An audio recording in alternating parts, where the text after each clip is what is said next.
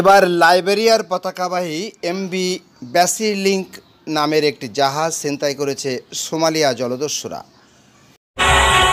দেশ বিদেশের সব খবর জানতে, দেখতে, শুনতে, শিক্ষা, স্বাস্থ্য, যোগাযোগ, ভ্রমণ, বাণিজ্য ও বিনোদন সহ বিভিন্ন বিষয়ে সবার আগে সব প্রতিবেদনটি দেখুন ভয়েস অফ ক্যালকাটায়। সোমালিয়ার রাজধানী মোগাদিশু থেকে প্রায় 380 নটিক্যাল মাইল পূর্ব দিকে সম্ভাব্য জলদস্যু আক্রমণের এই ঘটনাটি ঘটেছে। এমভি ব্যাসিলিঙ্ক তখন উত্তরমুখী হয়ে চলছিল এবং এ খবর ডেইলি সোমালিয়ার।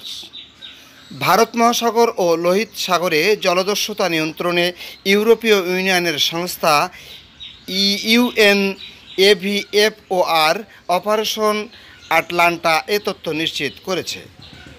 এর আগে বৃহস্পতিবার রাতে যুক্তরাজ্যের মেরিটাইম ট্রেড অপারেশন ইউকেএমবিটিও তাদের টুইটার হ্যান্ডেলে এক সতর্কবার্তা জানায়, সোমালিয়ার মার্কা এলাকা থেকে 420 নটিক্যাল মাইল দক্ষিণ পূর্ব অংশে দুটি ছোট জলযানে করে আসা বহিরাগত লোকজন একটি জাহাজে উঠে পড়েছে।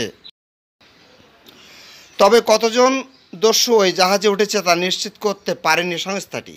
তারা বিষয়টি তদন্ত করছে জানিয়ে ওই এলাকায় চলাচলকারী নৌযানকে সতর্কতা অবলম্বনের নির্দেশনাও দিয়েছে ইউকেএমটিও। জাহাজের গতিবিধি পর্যবেক্ষণকারী সংস্থা মেরিন ট্রাফিকের ওয়েবসাইটের তথ্য অনুসারে এমভি ব্যাসিলিঙ্ক ও 3 মে পশ্চিম আফ্রিকার মিন্ডেলা বন্দর থেকে সংযুক্ত আরব আমিরাতের জেবলা আলী বন্দরের দিকে যাত্রা করে। 29 মে জাহাজটি সেখানে পৌঁছানোর কথা ছিল। শিপিং বিষয়ক সংবাদ মাধ্যম ট্রেড উইন্ডস এর এক প্রতিবেদনে বলা হয়, জাহাজটির পরিচালনাকারী প্রতিষ্ঠান মিন মেরিন এমপিপি শিপ ম্যানেজমেন্টের একজন মুখপাত্র এমভি ব্যাসিলিঙ্কের জলদস্যুদের কবলে পড়ার বিষয়টি নিশ্চিত করেছেন।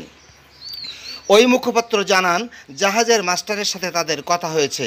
এতে তাদের ধারণা হয়েছে জাহাজের নাবিকরা জলদস্যু আক্রমণের পর সিটাডলে আশ্রয় নিয়েছেন।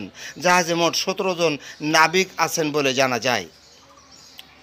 গত 12 মার্চ মোজাম্বিক থেকে সংযুক্ত আরব আমিরাতের পথে কয়লা নিয়ে যাওয়ার সময় সোমালিয়া উপকূল থেকে প্রায় 600 নটিক্যাল মাইল দূরে জলদস্যুদের কবলে পড়ে বাংলাদেশি পতাকাবাহী জাহাজ এমভি আবদুল্লাহ।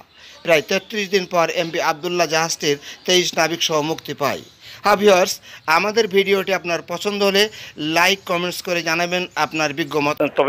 তবে জলদস্যুদের কাছ থেকে এই জাহাজটি উদ্ধার হয়েছে বলে জানিয়েছে একটি সূত্রটি বলেছে, ভারতীয় মহাসাগরে অপেক্ষমান যুদ্ধ জাহাজ থেকে একটি হেলিকপ্টার দিয়ে কম্বিং অপারেশন চালিয়ে এই জাহাজটি উদ্ধার করা হয়। সেখান থেকে 17 জন ক্রুকে উদ্ধার করা হয়েছে বলে সংশ্লিষ্ট সূত্র জানিয়েছে।